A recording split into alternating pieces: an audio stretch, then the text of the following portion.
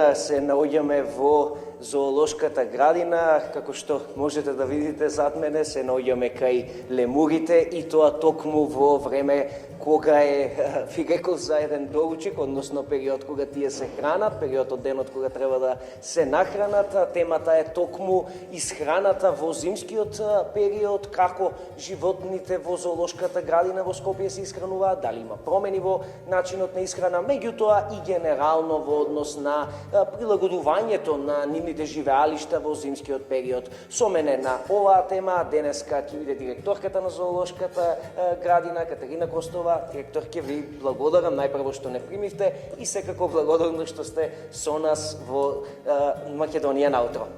Добро утро, пред се на гледачите на Македонската радио и телевизија и добре дојдовте во Скопската зоолошка градина. Во моментов се наоѓаме во живеалиштето на нашите прекрасни и познати лемури. Они ово утро го добија својот доручек. Значи, секој животно во градината си има специјална хранителна табличка, погодна за видот на животното. Овие лемури, кои што потекнуваат од Мадагаскар, омилени им се бананите, меѓутоа добиваат и морковче, и лепче, имаат, ете таму кај колешката Јасмина и суво грозје, кои што го обожуваат. Нивната табличка во лето и во зимо е различна. Во зимо претежно добиваат и покалорична, значи не само за лемурите, туку и за сите други животни. Имаме и некои зашто ни е настинат, ни кива малце.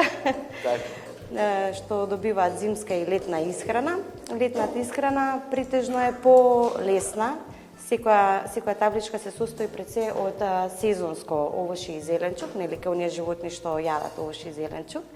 Кај тревопасните зимно време, например, па добиваат повеќе минерали и минерални блокови. Кај животните што јадат риба, например, добиваат интересно е морските лавови.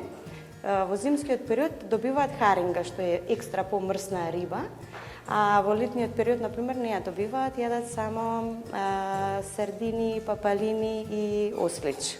Така верувам дека се ова нови информации кои што до сега голем дел од гледачите не ги знаеле.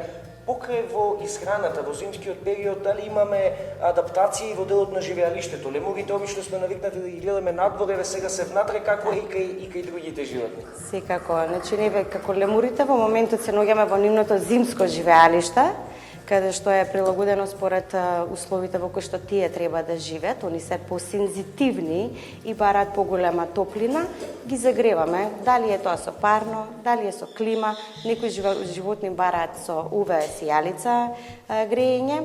Меѓутоа, они секако во текот на денот, според временските услови, добиваат и на мала дневно искачање надвор во летното живеалиште, во надворишното, каде што минимум сат-два, зависи времето какво ќе, остануваат надвор. За тоа време колегите го спремаат внатришното живеалиште, го чистат, го проветруваат, за да можат повторно да се вратат на убаво ново и чисто живеалиште.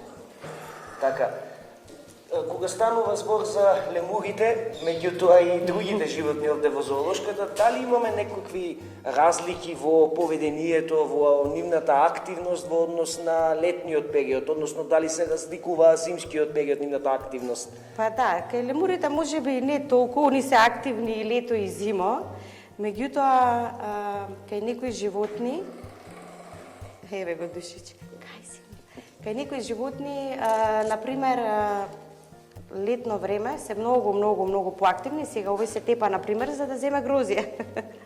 Многу поактивни, додека зимно време повеќе одмараат и меѓутоа тука е интересно што тука се нашите колеги да им прават enrichment и им прават интересни заскриени храни, значи им ги кријат храните во живеалиштето, за да можат они да бидат поактивни и да ги бараат во текот на денот.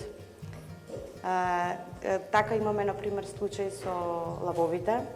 Им кријаа сега скоро месо, иако тие спијат повеќе него што се активни, им кријат месо во кутии, во слама и они го бараат. И тоа за нив представува еден вид интеракција како и збогатени енричмент. Еве, например, во моментов го правиме живеалиштето на шимпанзата, надворешниот дел, да има енричмент, за да може кога ќе бидат тие пуштени, да имат што да прават, да не им на нив досадно. Платформата ја прават колегите при крај сме некаде, оваа баш платформа и позади нас, каде што, еве, денес ако биде убаво времето, тие ќе бидат пуштени на час до 2 надвор. Така, значи се организираат секакви игри за да им биде поинтересно. Буквално си игри, да. Така, тимот на Зоолошка верувам е подготвен.